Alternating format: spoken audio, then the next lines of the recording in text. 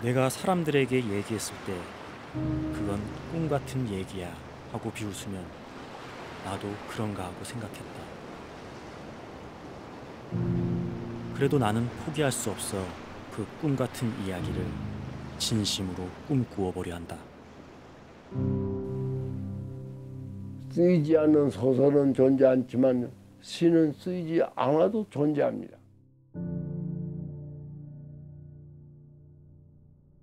그는 스스로의 삶을 통해 어떤 시를 써온 것일까?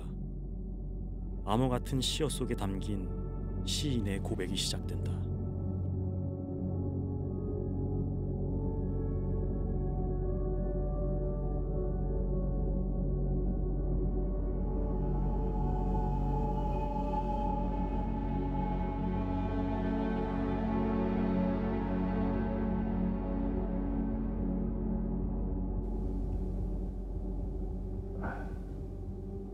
사삼이라면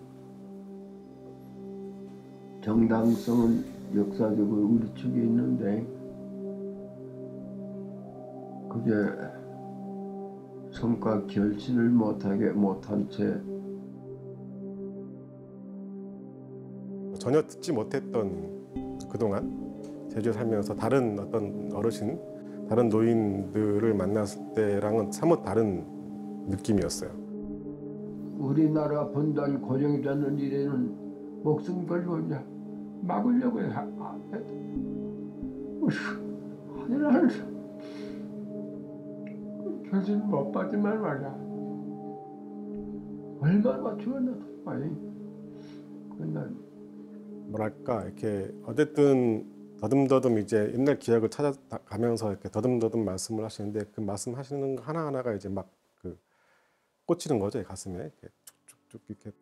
노 시인의 어떤 모습이 그의 마음에 닿은 것일까?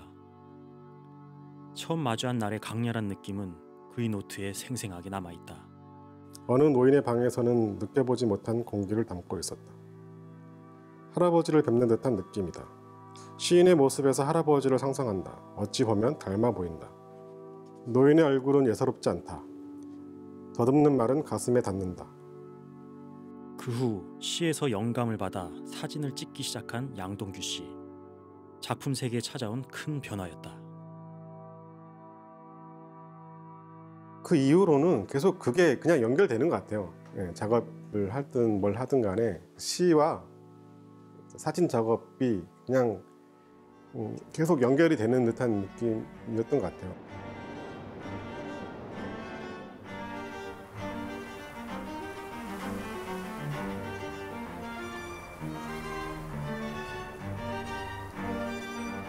시 속에는 시인의 경험과 전하려고 하는 메시지가 녹아있다. 시에 담긴 작가의 뜻을 풀어보려는 양동규 씨는 근본적인 질문에 닿았다. 김시종은 어떤 사람일까? 어떤 분은 이제 뭐 동아시아 최고 시인 중 한 명이다 이렇게 얘기를 하기도 하고, 어떤 분은 최고 시인 5명 꼽으라면 꼭 들어간다 뭐 이런 식으로 얘기를 하더라고요. 그래서 김시종 시인이야말로 정말 노벨문학상을 받을 수 있다라고 생각을 하죠. なくした季節っていう詩集で高見準賞を取られるんですけど、高見準賞というのは日本の詩壇にいる人たちにとってはすごく大事な賞なんですね。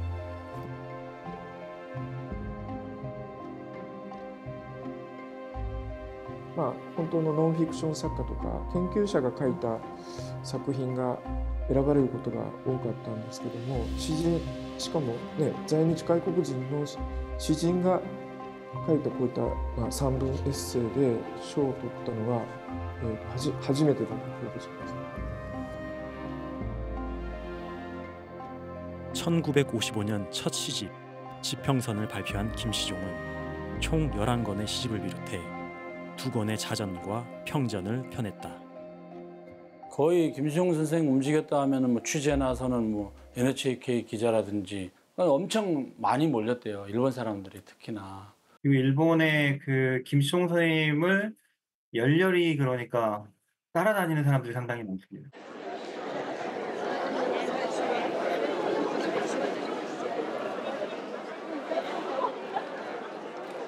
メモ用は空いてない。 왕성한 창작 활동과 다양한 강연을 통해 사람들과 소통하는 김시종 작가. 김시종을 지키는 사람들이라는 모임이 만들어질 정도로 작품에 심취한 이들은 적지 않다. 과연 김시종의 시에는 어떤 특별함이 있을까? 김시종의 시세계를 모르는 상태에서 읽었을 때는 이게 거의 암호 같죠, 암호. 이게 일본말이 무슨 일본말인가? 처음 듣는 일본어였거든요. 어떻게 표현을 하면 되는지 뭔가 좀 얽힌. 그러니까 조선어도 아니고 일본어도 아닌 뭔가 좀 뿌리에 뭔가 좀 복잡하게 얽힌 일본어의 시어였다. 일단 가령 이렇게 이 일본어에는 한자 위에 요미카다라 그래갖고 이렇게 이 한자를 읽는 통상적인 방법하고 다르게 조선어가 반영된 방식의 읽는 요미카다를 단다든지 조선어를 이렇게 가다카나로 써서 끼워 넣는다든지 이런 식으로 단어를 바꾸는 경우도 있고, 그 다음에 리듬을 바꾸는 경우가 많다고 하는데, 일본어는 이제 그렇게 리듬이 있는데 그 리듬을 일부러 깨버리는 거죠. 그래서 한 행이 한 단어나 두세 음절짜리 한 단어로 된 게 계속 이렇게 이어져 있어요. 그렇게 읽으면 시가 행으로 딱딱딱 분절이 되니까 리듬이 깨져버린다는 거예요. 그래서 이 하면서 읽는데 좀 이상한 방식으로 이렇게 통상적인 어법을 깨지는 방식으로 이렇게 읽게 된다든지. 김시종의 파격적인 일본어 뒤틀기는 이뿐만이 아니다. 日本語だとある種の決まり言葉があるんですよね。例えば花といえば桜であるとか、特にいわゆる花鳥風月ですよね。そういうものをめでるっていう、花鳥風月を大事にするっていうのに対してすごいそうではない詩を書かれてるんですよね。 계절 감각이 일본의 어떤 현대시의 감각하고는 완전히 다릅니다. 봄, 여름, 가을, 겨울로 그 계절이 순환하는 게 아니라 김시종 시에서는 봄은 모든 것이 끝나는, 소생하는 계절이 아니라 소멸하고 사멸하는 계절, 사육당하고 죽음으로 끝나는 계절, 여름은 세상이 완전히 뒤집어진 아지랑이와 백내장의 계절. 해결이 안 되는 부분이 계속 나옵니다. 도저히 해석이 안 돼요. で僕は言葉の一つ一つがメモリーチップみたいな役割を果たしていると思うんですよね。その小さなメモリーチップの中に膨大な記憶が組み込まれている。 봄은 탄생이 아닌 소멸, 여름은 천지가 뒤바뀐 혼돈의 계절. 시인의 메모리칩 속에는 어떤 기억이 응축되어 있기에 자연의 이치까지 바꿔버린 것일까?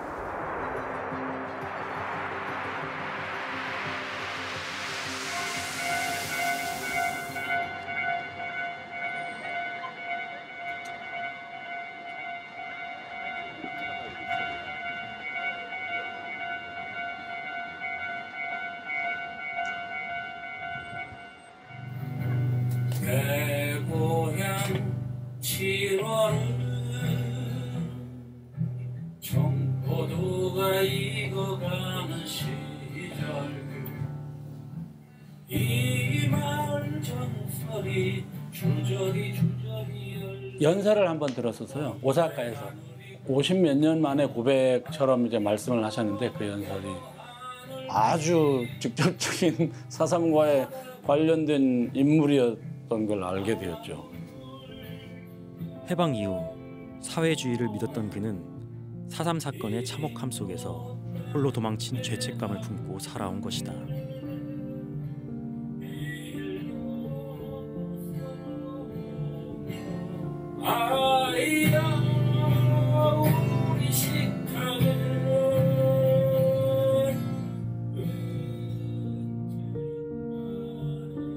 지금은 세상에서 사라져가는 이념 때문에 반평생 동안 아무 일도 없었던 것처럼 침묵하며 살아야 했던 세월. 그 고통과 상처는 오롯이 혼자만의 몫이었다.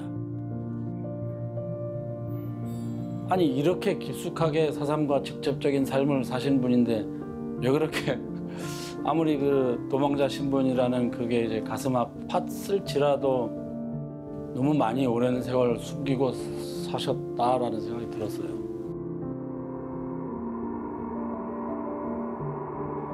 제주도에 깊은 상처를 남긴 4.3 사건. 살아남은 사람들은 기억을 깊은 곳에 묻어두고 살았다.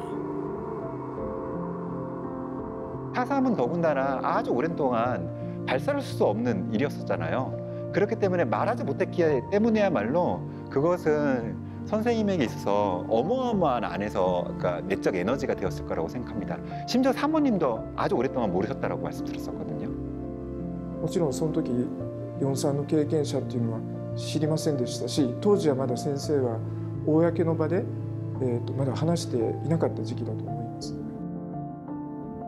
先生が4産の時にどういうことを目撃されたのか、で実際に、カンタルっていう島で4日間、いたことも含めてどうやって苦労して日本まで渡ってきたか、で日本に渡ってきてからの苦労とかもう初めて告白された本なんですけれども。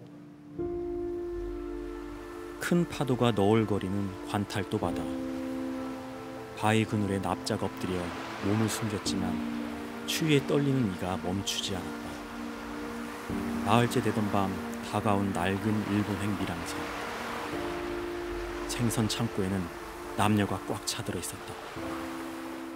그 관탈을 거쳐가지고 이제 배 타고 갔다는 그 하나가 상상이 안 되는, 가늠치가 없어요. 그러니까 그 루트 자체가.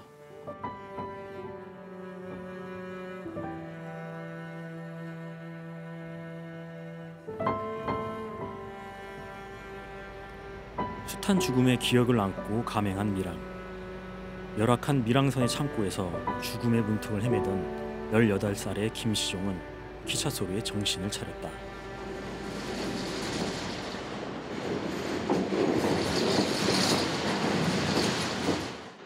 무작정 올라탄 기차가 도착한 곳은 오사카의 추루하시였다.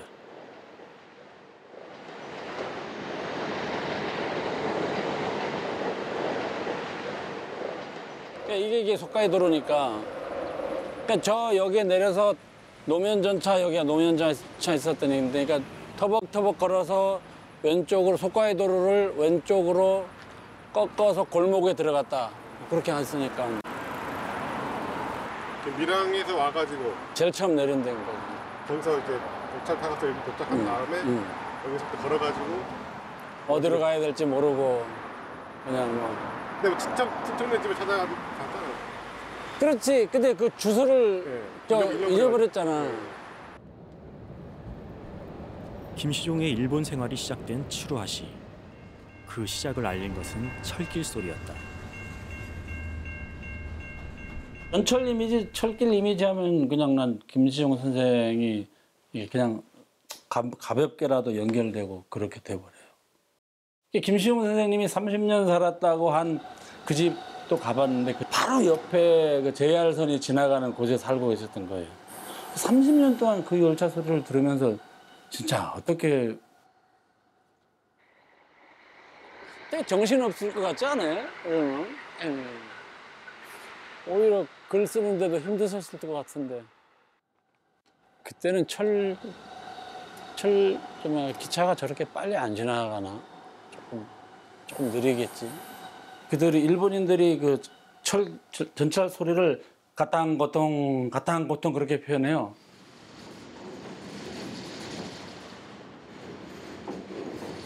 우리말로 이제 했을 때는 이제 가탕고통이 고통이라는 글자로 들리니까 황홀찬.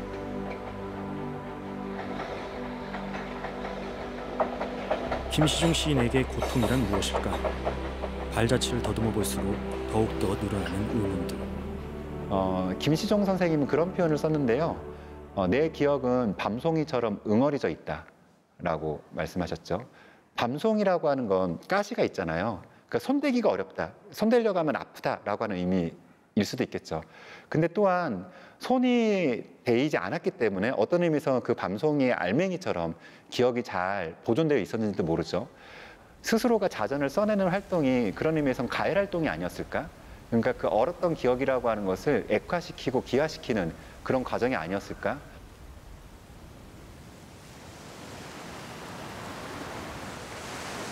글 속에 숨겨진 작가의 기억들. 그 안에서 시어를 해석할 열쇠를 찾을 수 있지 않을까. 제주도를 떠나 일본으로 향하는 중간 경계지. 관탈도는 시인에게 잊을 수 없는 기억이다.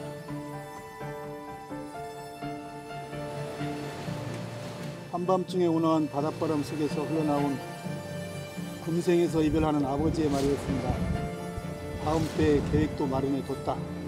올해 이 시간 바위밭 근처로 배가 접근할 것이다. 그 다음 조금 더 힘내서 견뎌라. 드디어 어선에 오를 때가 되어 아버지는 재차 구했습니다. 지금도 가슴을 파먹는 한마디입니다. 이것은 마지막 부탁이다. 설령 죽더라도 내 눈이 닿는 곳에서는 죽지 마라. 어머니도 같은 생각이다. 그렇게 말하고 고개를 돌렸습니다. 내가 본 아버지의 마지막 모습입니다.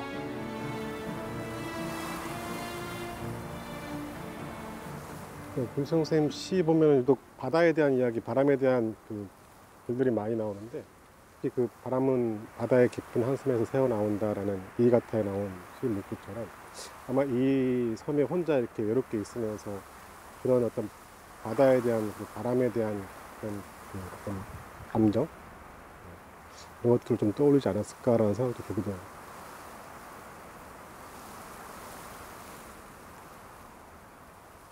이가타의 내용이 2부가 넘어가면서 이게 다 4.3 이야기인 거예요. 제주의 이야기, 4.3의 이야기.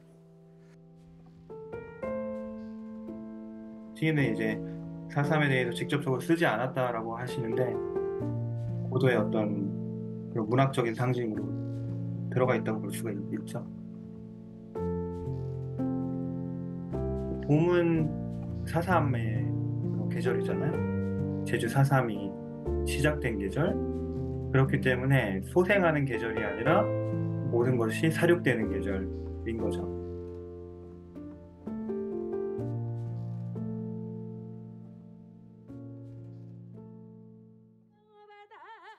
김시종 시인에게 4월이 잔인한 이유는 작품을 통해 나타난다.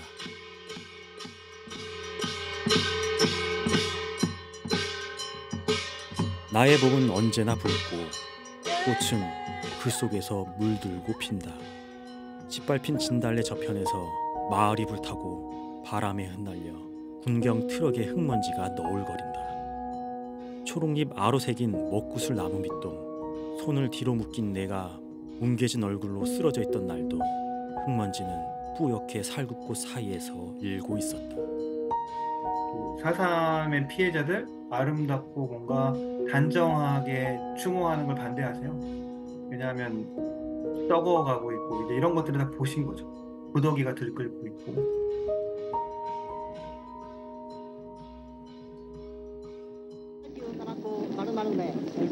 일제식민지 시대에 태어나 일본에서 일본어로 시를 쓴 김시종.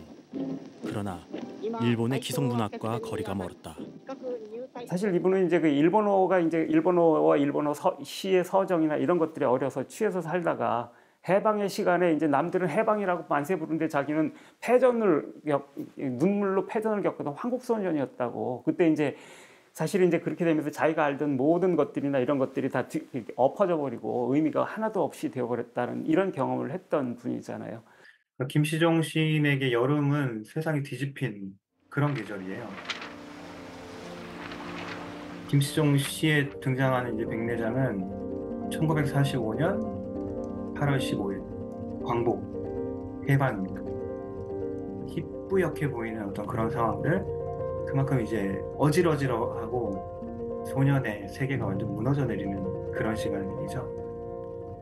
혼란스럽고 희뿌연 여름, 붉고 잔인한 봄. 시인에게는 어떤 기억으로 남아 있을까? 선생님, 네. 그 선생님이 살아온 세상은 아름다웠습니까? 아이가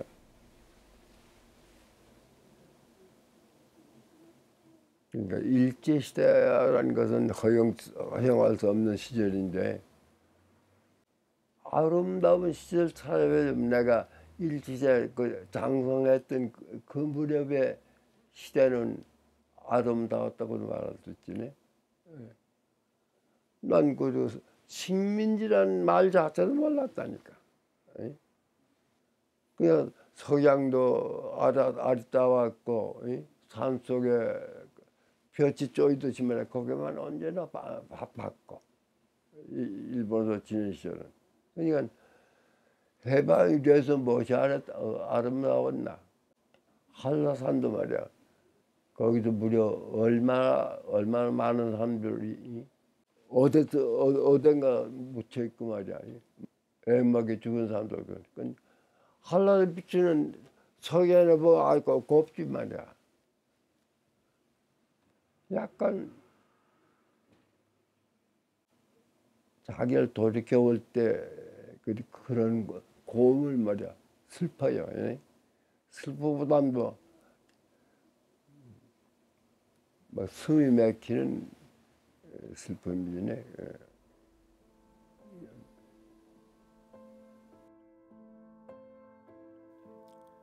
아름다울수록 깊게 다가오는 슬픔. 제주에 남긴 안타까움과 회한 때문이다.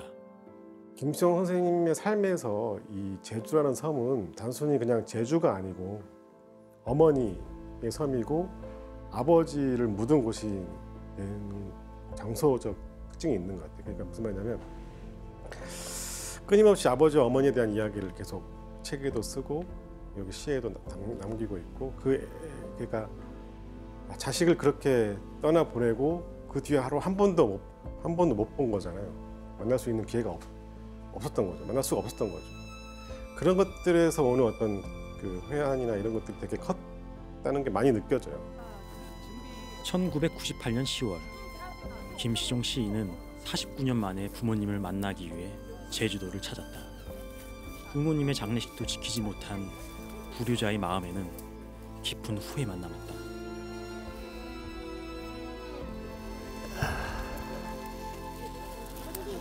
날 찾아왔습니다.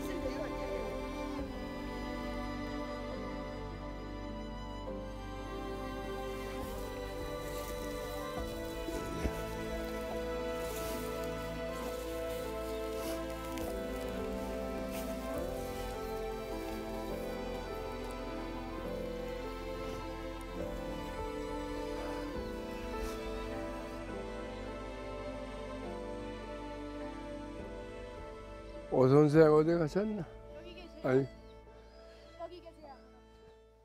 전 아버지 어머니께 살아 계실 때 물 한 잔 드린 바 없습니다. 그게 언제나 후회가 되는 말씀이야. 외아들인 게 그대로 슬픈 일도 많습니다. 고마워요. 혼돈이 귀 때문에 혼돈이 뼈속에 박혀 있다니까. 내 옷 한 잔 드시지 못하고 아버지가 일찍 호주에 그랬던데 말이야.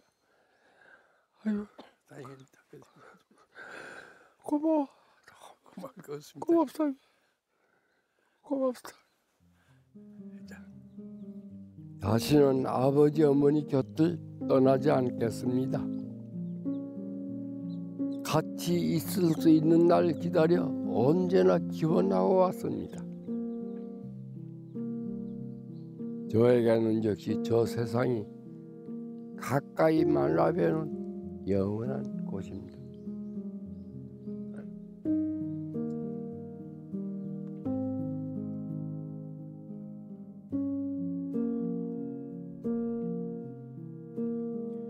사삼 사건으로 삶을 채 펼치지 못하고 사그라든 이들을 추모하는 방법은 잊지 않고 기억하는 것.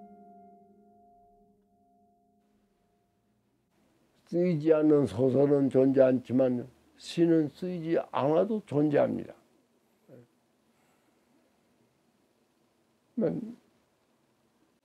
사삼을 통해서 그런 것들과 선배들을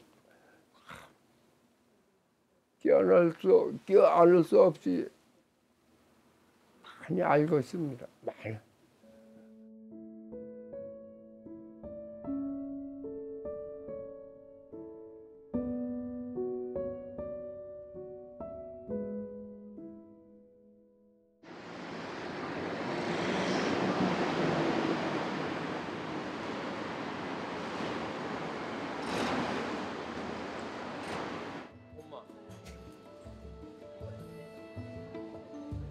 주말이면 젊은이들로 북적이는 오사카의 이쿠노 코리안 타운.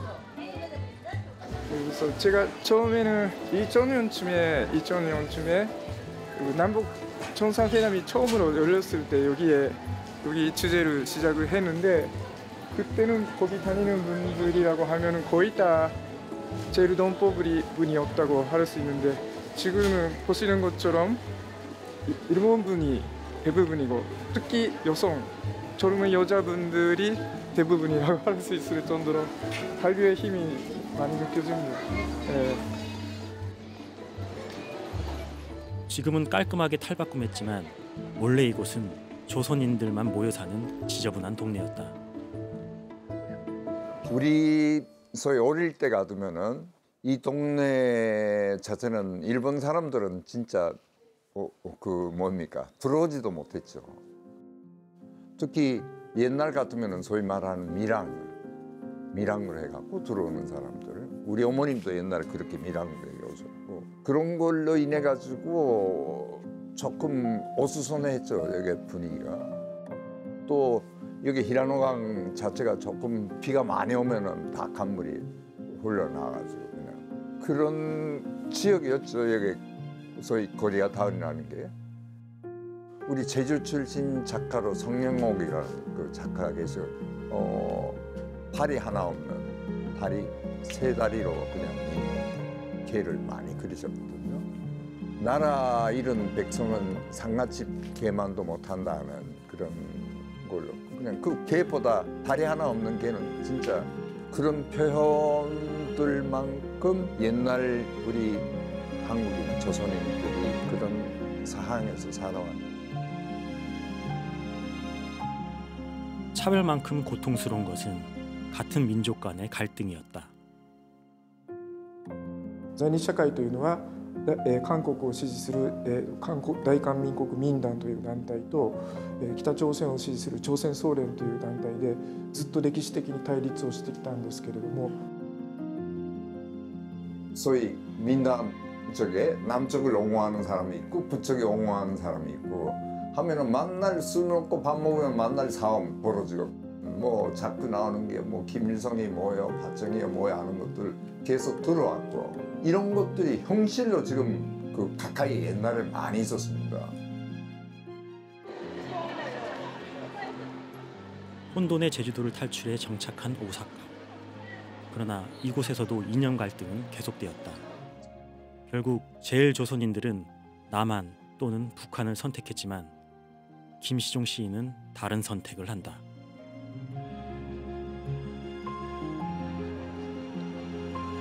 남쪽이라든지 북쪽이라든지 아니면 그냥 일본이라든지 이런 선택지가 있는데 마음적으로 김시종 선생은 그거 없는 거예요. 그게 확실히 다른 지점 같아요. 어디에도 속하지 않는 경계인을 주장한 김시종. 경계에 의해 쓴다는 것은 아주 자유롭고 다 이쪽도 저쪽도 볼 수가 있고 가능성도 있는데, 그런데 한편으로는 그 경계선 위에 쓴다는 것은 어떻게 보면 그 칼날을 위해 써야 되는 그런 뜻이기도 해요. 이쪽도 아니고 저쪽도 아니고 오로지 경계선 위에서밖에 쓸 수가 없는, 말을 할 수가 없는 그런 칼날을 위해 써야 되는 아픔, 그 아픔을 피하지 않고 마주보고 품고 신념을 가지고 쓰신 표현인 것 같아요. 선생님은 차별이라는 단어를 안 써요. 보통 제일동포들은 차별이라는 단어를 되게 많이 쓰는데 왜 굳이 우리가 그 피해자인 양 그런 식으로 좀 할 필요 없다. 주체성을 가져야 된다. 물론 차별적인 단어는 기분 나쁘겠지만 차별적인 단어를 다 지워버리면 차별이 사라집니까? 오히려 있는 차별마저 안 드러나게 돼요. 실제로 차별하면서 말을 안 하니까 드러나지도 않게 된다는 겁니다. 각종 차별과 갈등은 한 집단에 속하며 발생하는 문제, 어디에도 속하지 않는 삶을 주장한 것이다.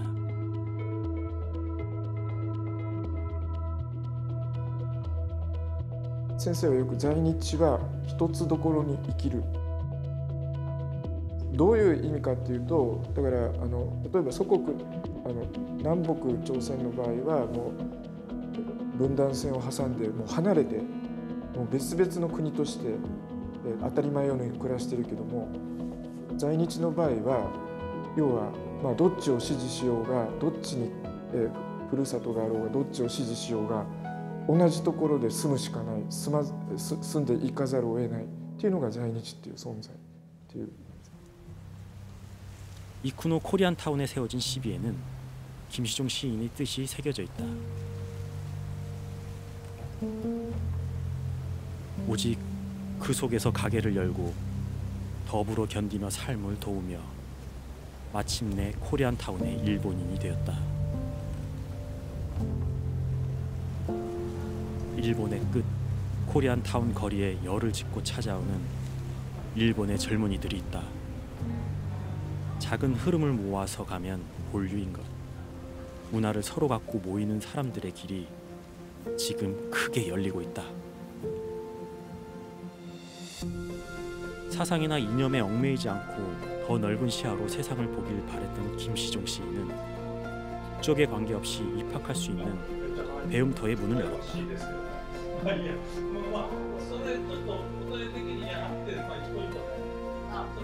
자기 같은 자연인들을 많이 양산하는 게 이제 그 코리아 국제학원의 그게 교육 목표에 있어요. 경계인을 양성하는 학교. 그 어떻게 그렇게 왜 경계인을 양성하냐 이거. 월경인을 양성하겠다 이렇게 표현하고 있습니다.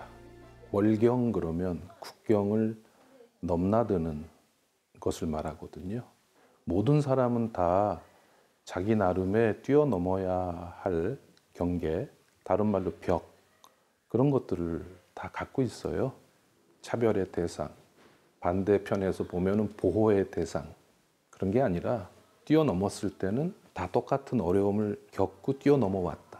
이 사회의 나의 존재 증명인 것이고 또 이 사회가 다문화되어가는 그런 사회에 이바지할 수 있는 오히려 방식이 될 거라고 생각합니다.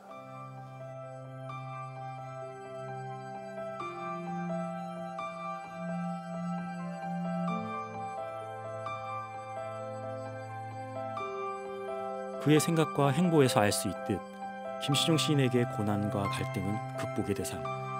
작품에서도 그의 생각이 고스란히 담겨 있다. 나조차도 그런가 싶어진다. 그래도 나는 포기할 수 없어서 그 꿈 같은 이야기를 진심으로 꿈꾸려 한다. 이게 20대 중반에 쓴 시거든요.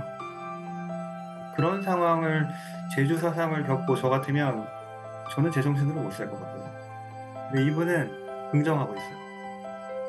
삶을 긍정하고 있고 그 다음에 계속 앞으로 나아가야겠다.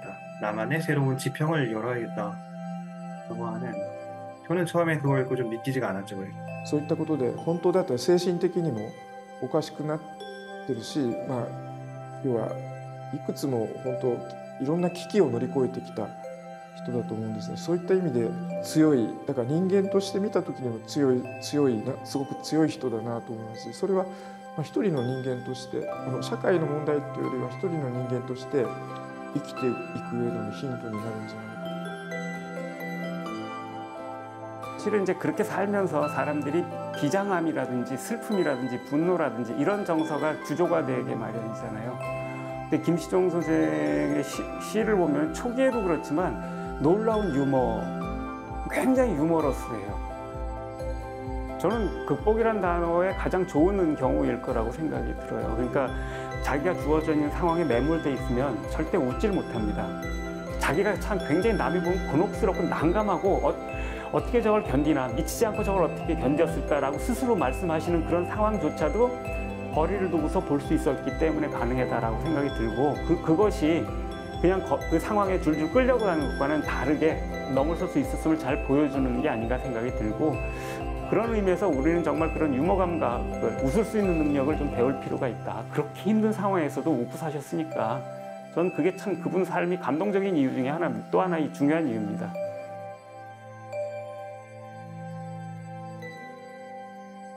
긍정의 정신은 많은 이들에게 영향을 주고 있다. 김시종 시인의 작품 분석으로 박사학위를 받은 아사미 요코 씨도 그중 한 사람이다. 大学の授業でたまたま本当に時間が空いて大学の講義入ってでそこでキム・シジョンさんの「化石の夏」っていう詩を読んだんです。でその時にキム・シジョンさんの「化石の夏」を読んだ時に私の中に映像がパッと浮かんできたっていうんですかね。その後炭化した種がそのオオニバスのそよぎとなってっていうところなんでオオニバスって何千年も前にのハスでも芽吹くんですよね。何千年前に化石になった種からもパッと芽吹いたそのなんか新聞記事もあったりして昔の眠ってるやつでもパッと芽吹くんですけれどもそことそのキム・シジョンさんの夢ともかけられてると思うんですけれども 이후 김시종 시인의 작품을 하나하나 분석하던 아사미 요코 씨는 생각지 못한 변화를 맞는다. 人生が180度変わったもう世界がひっくり返ったような感じでした。自分がそれまで喫音とかコミュニケーション障害とかいろいろあってほとんど人と接することができなかったけれどもキム・シジョン先生この「化石の夏」によって言葉を与えられたっていう感覚で本当に暗闇でとにかく光を求めて生きてきたけれどもキム・シジョンさんのその「化石の夏」がパッとその時はイメージとしては光だったんです。一筋の光だったんです。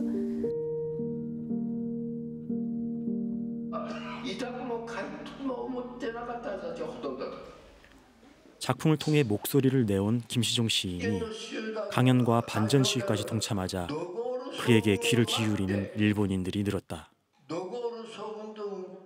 일본 시단에서는 김시종이라는 시인을 인정하지 않았어요. 왜냐하면 자기들이 감당할 수가 없는 그런 시를 쓰는 거죠. 일단 사회하고 그러면 현대시에서는 일본 사회를 비판하고 이런 시인들은 시단에 없어요. 그렇기 때문에 김시종 선생님은 자신을 일본 시단의 번외에 있는 작가다. 그러니까 아예 시인으로서 취급을 받지 못하는 작가다라고 한 거고요.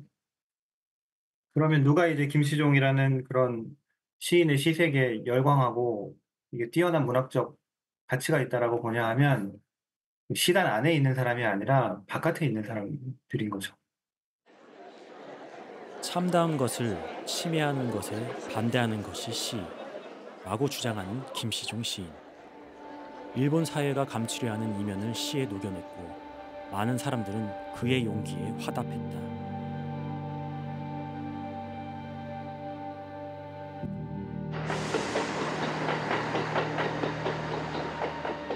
ある種のこの背中の地図がね今のところ一番大きな最近出てる詩集になるわけですけど日本社会のこの背中とか暗部とか日本社会がこう見ようとしない部分ですよね。でなんていうのかな全く知らないわけじゃないんだけど、触れようとしないそういうところにずっとこう光を当ててこられたと思うんですよね。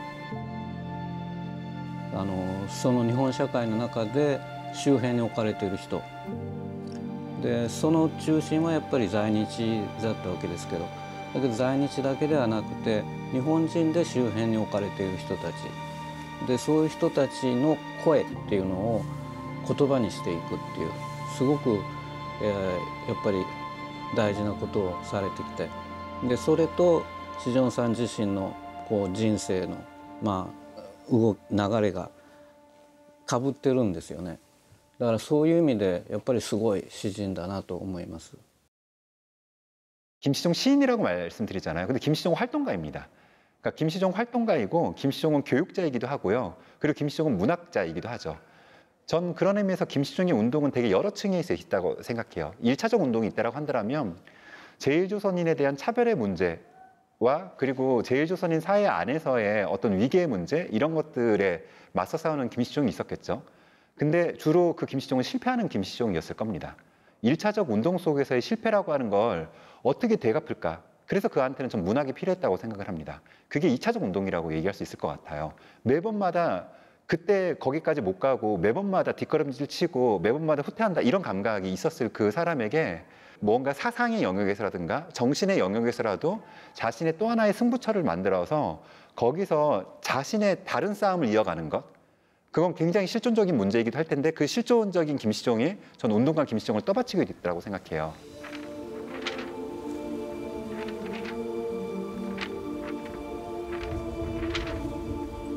やっぱりこう志尊さんがその当時からずっと言われてたのは書かれない小説はないけれども書かれない詩はあるんだっていうことだったんですよね。志尊さんがよく言われてたのは例えば広島でどこかの国が核実験をするたびに必ず座り込みをしている人でそういう人のことをやっぱりこう詩を生きている人っていうふうにおっしゃるんですよね。でそういう人の生きている素が生きてこう言葉にはならない文字にはならないけど喉元まで言葉を使えさせている人。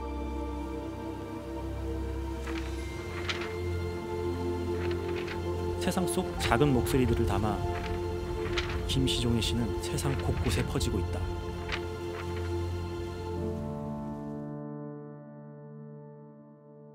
틈새, 틈새라는 말이 딱 세상의 틈새 같은 분이다. 닫힌 세계의 틈새. 그 미라볼 같은 어떻게 보면 미라볼 같은. 위에서 반짝반짝반짝하면은 아 천명이 왔다 내가 주인공이다 그런 힘이 있으신 분이에요. 삶과 작품이 정확히 일치하는 점과 김시종 시인의 시와 비평은 자기 자신인 거죠. 그러니까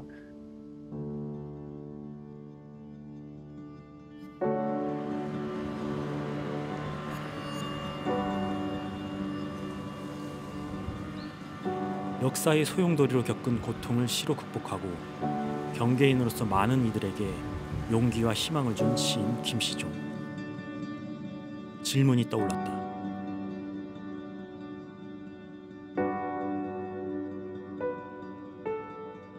그 선생님 마지막으로 좀 질문 드리고 싶은 게 선생님은 행복하셨는지요?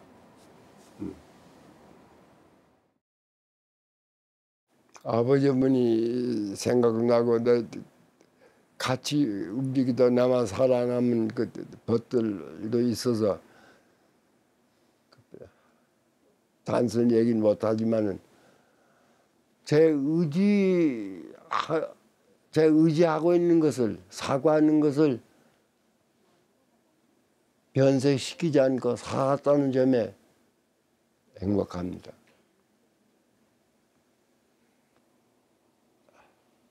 내를 그 지탱해 준 말과 저 재미난 말이 있습니다. 네. 그 일본 말로 했거든 이잖아이까. 조건이야 어떠시노? 시준나 사이겠까 땅다가 아 좋지 않느냐? 거기에는 나의 지순한 시절이 있었으니까 거기에는 나의 지순한 시절이 거기에 있었으니까 좋지 않느냐. 네, 언제 발광 할머니 그러세요. 그 구로부터 그 한마디 언제나 진정이 된다니까. 좋지 않냐. 한 세기를 살아온 시인이 말한다. 온 마음을 다해 살아낸 시절이 있다면 그걸로 이미 충분히 가치 있는 삶이라고.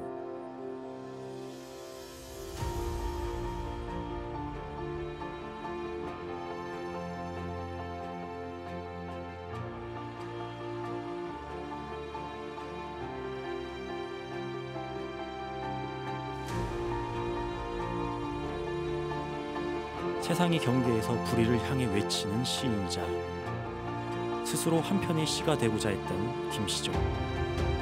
이제 누군가의 시어가 되어 새로운 시로 쓰이길 그는 바라지 않았다.